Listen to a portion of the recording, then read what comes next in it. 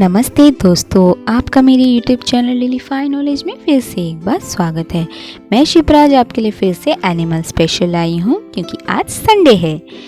तो आइए जानते हैं कुछ एनिमल्स के बारे में। पहला दोस्तों, क्या आप ओर फिश के बारे में जानते हैं? ओर फिश बड़ी बहुत लंबी पेल्जिक लैम्पीफॉर्म मछली है जो छोटे परिवार रेगालेसिडे से संबंधित है। समशीतोष्ण महासागरीय क्षेत्रों से लेकर उष्णकटिबंधीय क्षेत्रों तक फैले क्षेत्रों में पाया जाता है। पृष्ठपंख आंखों के ऊपर से निकलता है और मछली की पूरी लंबाई को चलाता है। लगभग 400 पृष्ठीय पंख किरणों में से पहले 10 से 13 को अलग अलग डिग्री तक बढ़ाया जाता है, जो लाल रंग के धब्बों से अलंकृत एक अनुगामी शिखा बनाते हैं। इनका एक छोटा लेकिन अत्यधिक फैला हुआ तिरछा मुंह होता है जिसमें कोई दिखाई देने वाला दांत नहीं होता है। शरीर स्केललेस है और त्वचा आसानी से खरोच जा सकती है। चांदी के गेनोइन से ढकी हुई होती है। और फिश का रंग भी परिवर्तनशील होता है। फ्लैंक्स आमतौर पर अनियमित नीले से काले रंग की धारियों, काले डॉट्स और स्क्वीगल्स से ढके होते हैं। यह 26 फीट तक लंबे हो सकते हैं और वजन में 270 किलोग्राम के होते हैं। और फिश का वर्णन पहली बार 1772 में किया गया था। यह मुख्य रूप से ज़ूप्लांक्टन पर फीड करती है। पानी से चुनिंदा छोटे यूफासीड्स, झींगा और अन्य क्रस्टेशियंस को दबाती है। छोटी मछली, जेलीफिश और स्क्विड पर भी यह फीड करती है।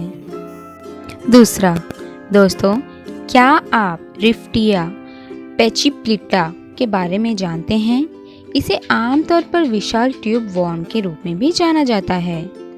यह एक समुद्री अकशेरुकी है जो आमतौर पर इंटरटाइडल और पेलेजिक। यह हाइड्रोथर्मल वेंट के पास प्रशांत महासागर के तल पर रहता है। वेंट अपने वातावरण में 2 से 30 डिग्री सेल्सियस तक एक प्राकृतिक परिवेश का तापमान प्रदान करते हैं। साथ ही यह हाइड्रोजन सल्फाइड का अधिक उच्च स्तर भी सहन कर सकते हैं।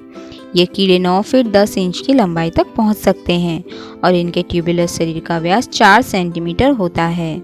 इसकी खोज 1977 में अमेरिकी स्नानागार DSV एल्विन के मेलापागोस रिफ्ट के एक अभियान पर भूविज्ञान जैक कार्लिस के नेतृत्व में की गई थी। इनका पहला शरीर क्षेत्र वास्कुलराइज्ड ब्रोंकियल प्लम है जो हीमोग्लोबिन की उपस्थिति के कारण चमकदार लाल होता है, जिसमें 144 ग्लोबिन चेन होते हैं। शरीर का दूसरा क्षेत्र वेस्टमेंटम है जो मांसपेशियों के बैंड द्वारा बनता है, जिसमें पंखों वाला आकार होता है और यह अंत में 2 जननांग उद्घाटन प्रस्तुत करता है। मध्य भाग में एक ट्रंक या तीसरा शरीर क्षेत्र संवहनी ठोस ऊतक से भरा होता है और इसमें शरीर की दीवार, गोनाड और कोइलेमिक गुहा शामिल होते हैं। यहाँ स्पंजी ऊतक भी स्थित है। यह पूरी तरह से ज्वालामुखी गैसों के उत्पादन और सल्फाइड ऑक्सीडाइजिंग बैक्टीरिया की उपस्थिति पर निर्भर होता है। तीसरा दोस्तों, क्या आप फैंगटूथ मछली के बारे में जानते हैं? यह एक बेरिसिफॉर्म मछली है जो गहरे समुद्र में रहते हैं। यह नाम ग्रीक एनप्लो से है जिसका अर्थ है निहत्थे और पेटू। यह उष्णकटिबंधीय और ठंडे समशीतोष्ण जल में पाए जाते हैं। उनके असमान रूप से बड़े नुकीले दांत और अगम्य दृश्य के लिए नाम दिया गया है फैंगटूथ। फैंगटूथ वास्तव में मनुष्य के लिए काफी छोटी और हानि रहित है। इनकी 2 प्रजातियों में से बड़ा सामान्य फैंगटूथ, जिनकी अधिकतम लंबाई केवल 16 सेंटीमीटर तक पहुंचता है, और शॉर्ट हॉर्न फैंगटूथ इस आकार के आधे से भी कम होते हैं। अपने दांतों की मदद से वे अपने से बहुत बड़ी मछलियों को मारने में सक्षम होते हैं। शेर एक बड़े जबड़े के साथ छोटा होता है और सुस्त भी होता है। इसकी एक पतली त्वचा से ढका होता है। आंखें अपेक्षाकृत छोटी होती है। सिर पर ऊंची और उभरी हुई होती है।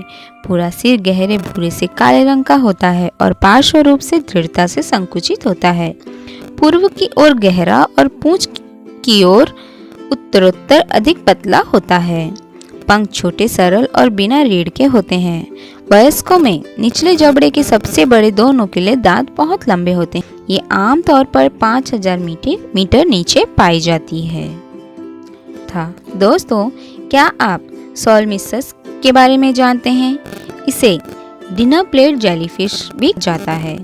यह हाइड्रोजन्स की एक प्रजाति है। इसकी प्रजातियां अद्वितीय है क्योंकि वे सक्रिय रूप से शिकारी है, जबकि निष्क्रिय रूप से प्लवक के पारित होने की प्रतीक्षा करते हैं। ये गहरे समुद्र मध्य पानी में 2300 से 3300 के फीट में पाए जाते हैं। वे व्यास में 20 सेंटीमीटर होते हैं। ये हाइड्रोजन जिलेटिनस ज़ूप्लैंक्टन पर फीड करते हैं, जिसमें स्लैब्स और डोलियोडिस, कैटेनोफोर्स, शेलीफिश और कोपोड शामिल है। हालांकि सोलमिसस अपने जाल पर निमेटोसिस्ट के प्रकार द्वारा नरम शरीर वाले शिकार को खिलाने तक सीमित हो सकता है। 5वां, दोस्तों, क्या आप इडियाकैंथस के बारे में जानते हैं? इडियाकैंथस बारबेल्ड ड्रैगनफिश की एक प्रजाति है, जिसके लार्वा स्टाइलोप्थाल्माइन विशेषता को प्रदर्शित करने के लिए विख्यात है।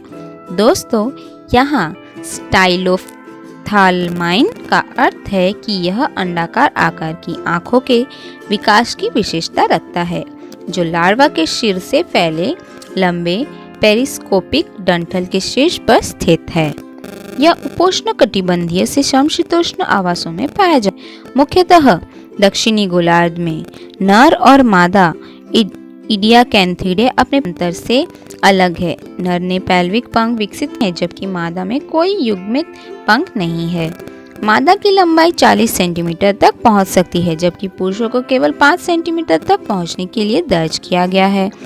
मादा की छोटी आंखें, ठुड्डी पर बारबेल और जबड़े के बड़े दांत होते हैं, परंतु नर के पास न तो दांत होते हैं और न ही ठुड्डी का बारबेल और न ही काम करने वाले आंत।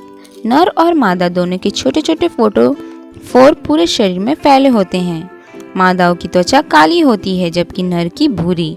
इनमें एक चमकदार गोलाकार अंग होता है, जो निचले जबड़े से पतले लोहे के दंड के रूप में लटकता है। अपने शरीर के दोनों पृष्ठीय और उदर पक्षों के साथ इनमें ल्यूमिनेसेंट ऊतक के शेवरॉन के आकार के धब्बों की एक पट्टी होती है, जो उत्तेजित होने पर या तो पीले या तो नीले हरे रंग में चमकती दिखाई देती है।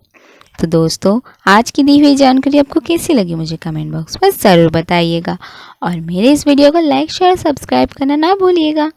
और नई नई वीडियो पाने के लिए आप जो छोटी सी घंटी देख रहे हैं उसको प्रेस करना भी मत भूलिए। Thank you.